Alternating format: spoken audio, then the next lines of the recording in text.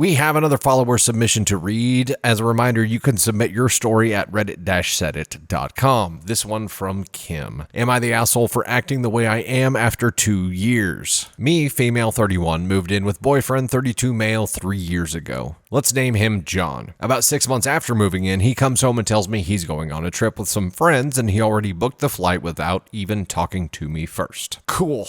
Throw him. He said it wasn't his trip and his friend is the one inviting him and planned everything and that the trip will be in 2 months, give or take. But we already had plans for those same dates, but we were waiting for me to get clear first. John doesn't give me any more information. The night before his trip, I asked him who was going and again he says, just some friends. I immediately got upset and walked away. He then comes over, shows me his phone and goes into a group chat conversation between the friends. He's scrolling so fast I can't read the messages or who is included in this chat. He tells me the 2 males that are going. He says that all he knows is that they will be sleeping in one room. So I relaxed and I let it go. The next morning I go to work and later on he leaves. During his trip he is distant. He doesn't text me as much and doesn't FaceTime me at all. Not his norm from previous vacation, he has gone on alone. I pay no mind and give him the space so he can enjoy his time with his boys. He comes home from his trip. That same night he mentioned something about a girl and I questioned it. John immediately says, oh baby, she was there too and the other 2 guys' wives were also there. He assures that nothing happened and that the one couple slept in the same bed. The single girl, let's name her Amy.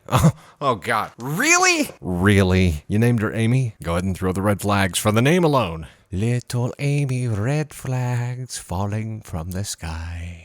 I'm going to start calling red flags Amy dust. Amy slept on the second bed. John slept on the floor. And that the second couple decided to get a different room. I do not believe he cheated, but he could have also gotten a room to himself. He just kept saying that it wasn't his trip and that his friend planned everything. Side note, his family owns a business and Amy was always just a customer, bought her items and left. Amy never had John's number until the trip. A week after this, I found out that Amy has started working at the business. I address why is she there and that this is going to cause issues and that if there is anything else I need to know. John said no. He said that she is just helping out with some things for about 4 hours a week. Gave me permission to go through his phone, which at the time I did not. I told him she needs to go. Another week passes by and I find out that since they have been back, Amy has been texting John nonstop all different times during the night and day. Throw him again. Oh look, more Amy dust. I went through his phone. He got mad and said I went through his personal stuff and that I don't trust him. I told him, but you gave me permission to do it. Why does it matter if I do it in front of you or not? John's argument was that the contact of the messages are appropriate and she hasn't done anything wrong. Her messages were about the business, but also about buying things for John and making him food and bringing it to him. Messages that could have waited during business hours and not at 3 a.m. John says, well, I don't know her work schedule. Would you feel the same way if it was a man texting me? I expressed how I feel and I told him it was either her or me and that I wasn't going to keep doing this. I feel disrespected from both him and her. I asked him what is a woman's intentions texting a man that's in a relationship in the middle of the night. There is no good intentions in that. She wants you and everything she is doing shows it. He says it's all in my head and I'm coming up with things that are not there. He stated that he can't fire her because this is a family business and other family have control of the hiring. He doesn't have legit reasons to fire her and that she hasn't crossed any lines or been disrespectful. We agree that he would keep his distance from her while at work and he will tell me when she is there. He told me I wasn't allowed at the business if I couldn't get along with her because I will be putting him in a position he doesn't want to be in. A few weeks went by. He said it was stupid for him to tell me when Amy is at the business and he wasn't going to do it anymore. I asked if he even told the other family members and maybe they will understand what was going on. He said no because Amy hasn't done anything wrong. You want me to completely erase somebody that has done absolutely nothing. A few months ago, I found out that the family members do know and my reasons were not good enough. More lies and secrets. John said, let's start fresh, but we don't ever bring this up again. I don't think it works that way, John. I'm triggered every time her name is mentioned. Every time he has a guy's trip, and I don't even go to the business as much as I used to. I told him, where's my respect, my value in all this, because all I see is you protecting her, but not our relationship. You want to keep the peace at work, but are creating war at home. Oy vey. This is a lot to unpack, man. So they moved in together 3 years ago. It's about 6 months after that, this started happening. So I know that people get vibes from other people. When you're in a relationship and you get a bad vibe from someone else, if they respect you enough, they are supposed to respect that vibe and draw some kind of line that your partner can be comfortable with. John isn't planning on creating those boundaries at all. In fact, he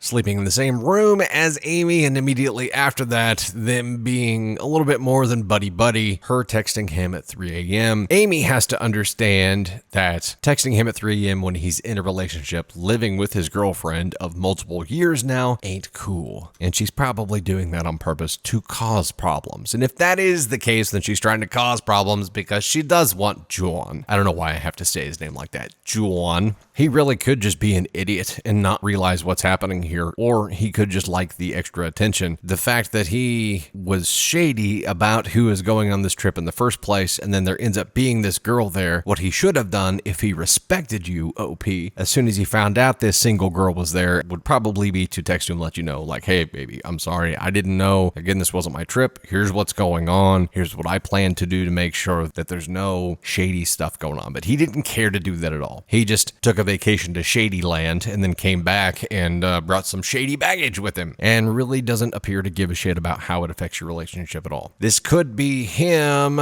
forcing you to dump him. So he's not the bad guy by breaking up with you. He's just creating situations that make the relationship toxic and basically set a timer on the explosion of this relationship so that he can be with Amy. That's a possible path here. It is slightly possible that there is nothing going on here and that Amy has a reason for messaging him at 3 a.m. However, unlikely, right? It's also possible that she is the saboteur here who's just trying to create problems for you. So there are multiple paths here. The majority of them are completely disrespectful to you, and John has been shady as F for all of this. So, John, why would you do that? I will not take this kind of disrespect at all. I value myself quite a bit more than that, you see. I don't know why you're still with this guy. I guess that's the big question, OP. Why? You say it's her or you. You created an ultimatum, but you didn't stick to it. She's still working there. He still talks to her. He won't let you know when she's working now. You're still with him. There's clearly some kind of thing going on there. Maybe talk to Amy. Try to clarify if your vibe is founded or if it's just all in your head. And I understand that's a tricky situation that will create some tension, but hell, if you really want to know, talk to Amy or just leave his ass. Most people in these situations, I think, stay in these situations because they're afraid of being alone. But how much pain are you willing to endure here? And is that more pain than you're going to endure with the change of being alone? You're staying with an asshole, and doing that to yourself makes you kind of an asshole to yourself. Have enough respect for yourself to stand up and say, I will not do this anymore. I will leave with my chin held up high. You deserve better, OP.